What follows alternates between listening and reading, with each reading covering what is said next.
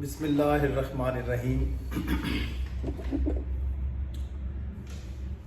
YouTube کے فوج اور اداروں کے تھریڈ سے ہم مختلف پروگرام کر چکے ہیں اور آج ہم اسی سلسلے کو آگے بڑھاتے ہیں۔ ہمارے سول ادارے کیوں تباہی اور بربادی اور مسلسل ابتری کا شکار ہے؟ اس میں ہم مختلف وجوہات کا ذکر کر چکے ہیں۔ ایک اور اہم وجہ جس کا ہم آج تذکرہ کریں گے وہ بنیادی طور پر سسٹم کا فقدان ہے۔ شروع سے ہی شاید اگر یہ کہا جائے تو مبالغہ آرائی نہیں ہوگی کہ پاکستان بننے سے لے کر آج تک ہمیشہ یہی کوشش کی گئی ہے کہ اداروں میں کسی سسٹم کو فروغ نہ ہونے دیا جائے، سسٹم بننے نہیں دیا جاتا۔ کوئی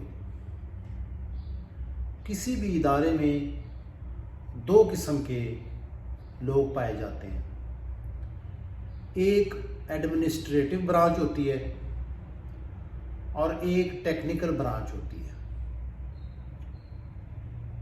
ادارے کی کارکردگی کا انحصار ٹیکنیکل برانچ پر ہوتا ہے اور جو ٹیکنیکل لوگ ہوتے ہیں ان کی ایفیشنسی کے اوپر ادارے کا انحصار ہوتا ہے۔ اور سسٹم اس طریقے سے بنایا جاتا ہے کہ فیصلوں کا اختیار ٹیکنیکل لوگوں کے ہاتھوں میں نہ دیا جائے۔ فیصلوں کا اختیار ان لوگوں کے ہاتھوں میں دیا جائے جو آسانی سے بلیک میل ہو سکیں، جو آسانی سے پریشرائز ہو سکیں، جو نااہل ہوں، جن کی کوئی مارکیٹ ویلیو نہ ہو، جو پپٹس ہوں، مورے ہوں، ان کو کسی بھی وقت کسی بھی جگہ سے اٹھا کے کہیں پہ بھی پھینکا جا سکے۔ دستخط اور اتھارٹی ایڈمنسٹریٹو برانچ کے لوگوں کو دی جاتی ہے اور ایفیشنسی ٹیکنیکل برانچ کے لوگوں سے ایکسپیکٹ کی جاتی ہے۔ اب انسان کی فطرت ہے کہ انسان اپنی کارکردگی، اپنی پرفارمنس کا ریوارڈ چاہتا ہے، اس کی اپریسیشن چاہتا ہے، مگر اس بوسیدہ اور ناکارہ نظام کی وجہ سے جو ٹیکنیکل جو لوگ ہیں وہ ڈس اپوائنٹ ہو جاتے ہیں، کیونکہ وہ ہر چیز کے اینڈ یوزر ہوتے ہیں، لیکن چونکہ وہ جلدی بلیک میل نہیں ہوتے، ان کی مارکیٹ ویلیو ہوتی ہے، ان کی انٹرنیشنل ریکگنیشن ہوتی ہے، اس لیے ان کو کھڈے لائن لگایا جاتا ہے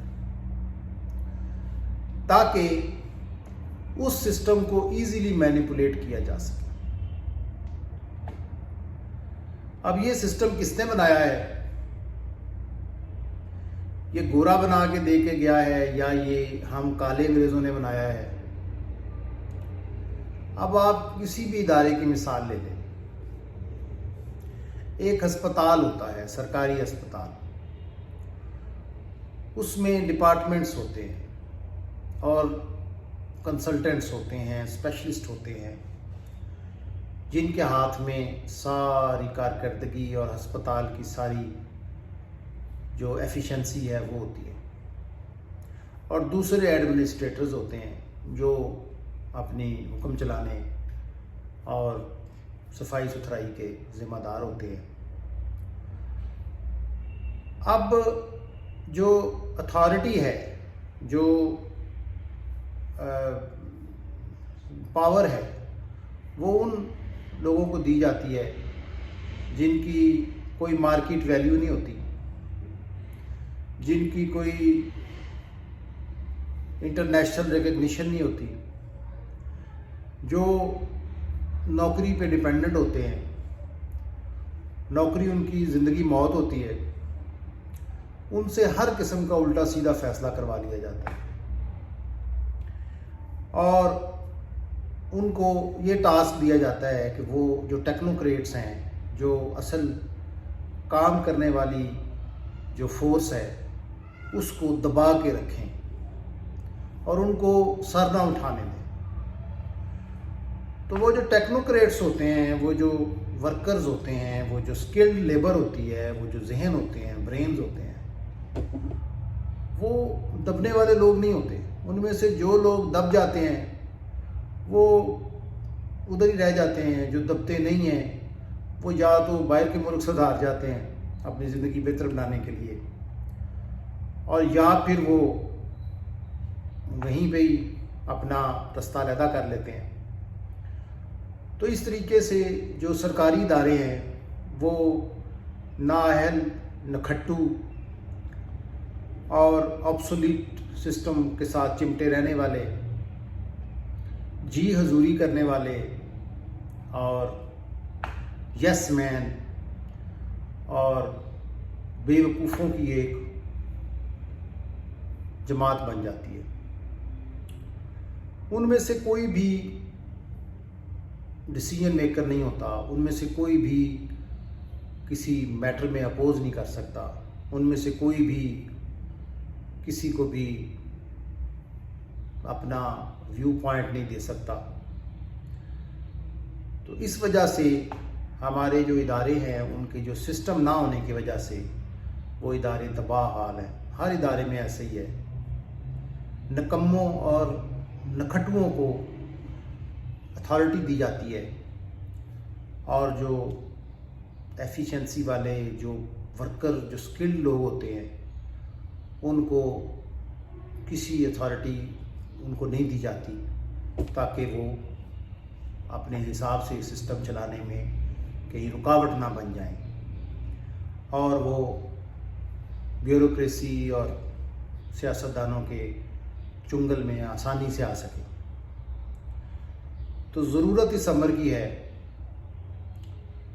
کہ اہل اور جو اسکلڈ لوگ ہیں ان کے ہاتھ میں ادارے دیے جائیں تاکہ نکمے اور نکھٹوؤں کی فوج تیار کرنے کی بجائے